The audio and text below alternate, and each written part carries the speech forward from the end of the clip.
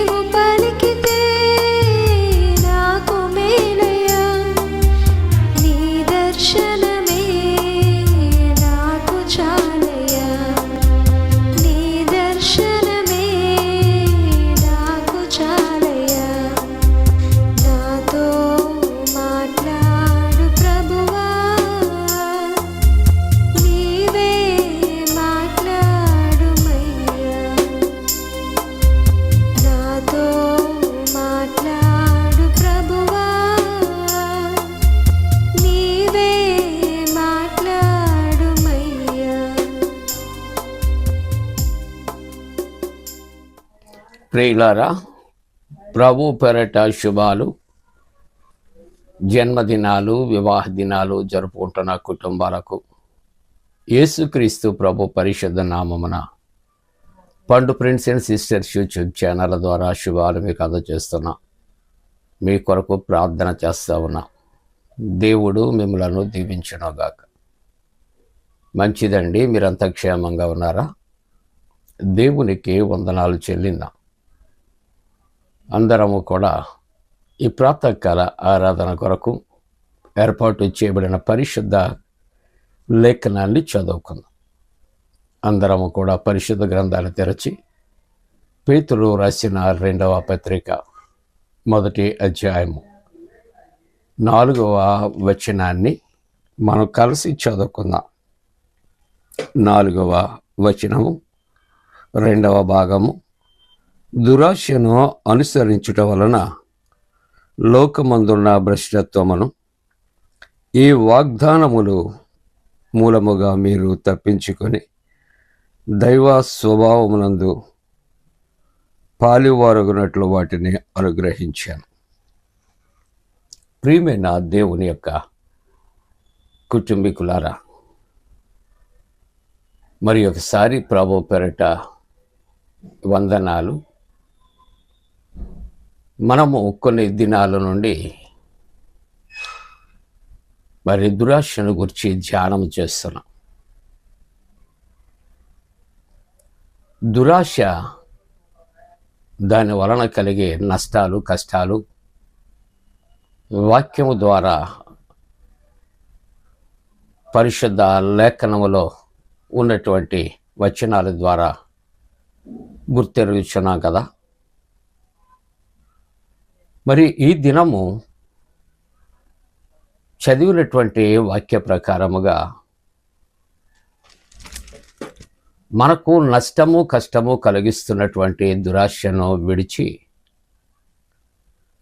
మనం చేపట్టవలసినటువంటి ప్రాముఖ్యమైనటువంటి అంశాలు ఇక్కడ పేతురు భక్తుడు తెలియజేస్తూ ఉన్నాడు. ఆ మాటలు మనము జ్ఞాపకం చేసుకుంటూ ఉన్నాం. అందుకనే 5వ వచనములో మనం జ్ఞాపకం చేసుకుంటున్నప్పుడు దురాశను విడిచిపెట్టి వేటిని చేపట్టవలసినటువంటి అవసరత ఉన్నదో ఇక్కడ 5వ వచనములో తెలియజేస్తూ ఉంటున్నాడు. మనకు నష్టము, కష్టము కలిగించే వాటిని మనం విడిచిపెట్టాలి.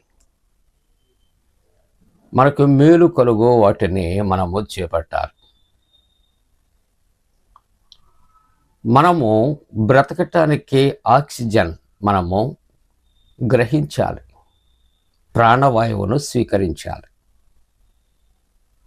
కార్బన్ డైఆక్సైడ్ అనగా బొగ్గు పులుసు వాయువును విడిచిపెట్టాలి. అలాగునే జీవించటానికి ప్రభు అనేకమైనటువంటి సూత్రాలు ఆయన తెలియపరిచాడు. దురాశ విశ్వాసికి కష్టాన్ని, నష్టాన్ని, మరణాన్ని కలుగు చేస్తారు.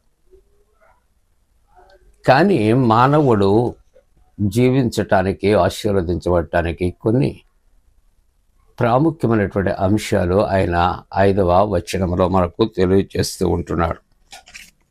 అందుకని దేవుని యొక్క వాక్యం అంటుంది, ఈ హేతువు చేత మీ మట్టుకు మీరు పూర్ణ జాగ్రత్త గలవారై.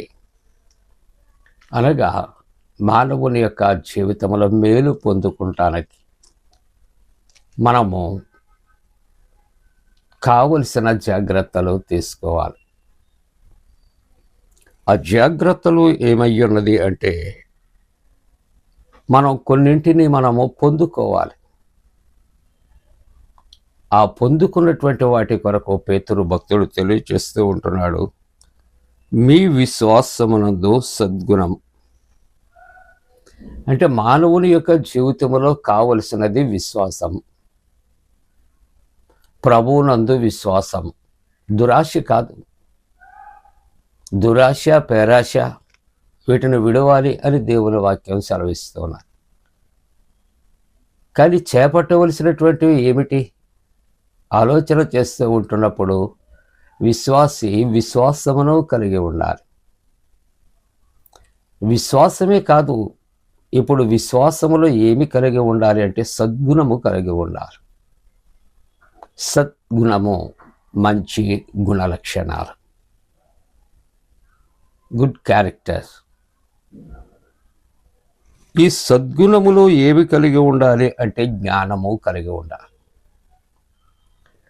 ఎటువంటి జ్ఞానము? దెయ్యముల వంటి జ్ఞానము కాదు, లోక జ్ఞానము కాదు, దైవ జ్ఞానము కలిగి ఉండాలి. ఈ జ్ఞానం ఎలాగొస్తుంది అంటాడు దేవుని యొక్క వాక్యములో, యెహోవా యందు భయభక్తులు కలిగి ఉండుట జ్ఞానమునకు మూలం అంటాడు సామెతల గ్రంథకర్త. యాకోబు పత్రికలో రాయబడిన మాటలు, ఎవరికైనా జ్ఞానము కుదువుగా ఉంటే అది దేవుని యొద్దే దొరుకుతుంది అంటాడు. కాబట్టి విశ్వాసము కావాలి, విశ్వాసములో సద్గుణము కావాలి, సద్గుణములో జ్ఞానము కావాలి. ఈ యొక్క జ్ఞానములో ఏమి ఉండాలంటే ఆశా నిగ్రహము ఉండాలి. ఇప్పుడు మరలా మొదటికి వచ్చాం. ఆశా నిగ్రహము అంటే దురాశను వీడాలి. ఆశా నిగ్రహము, సెల్ఫ్ కంట్రోల్, దారి తప్పకూడదు, పేరాశ ఉండకూడదు.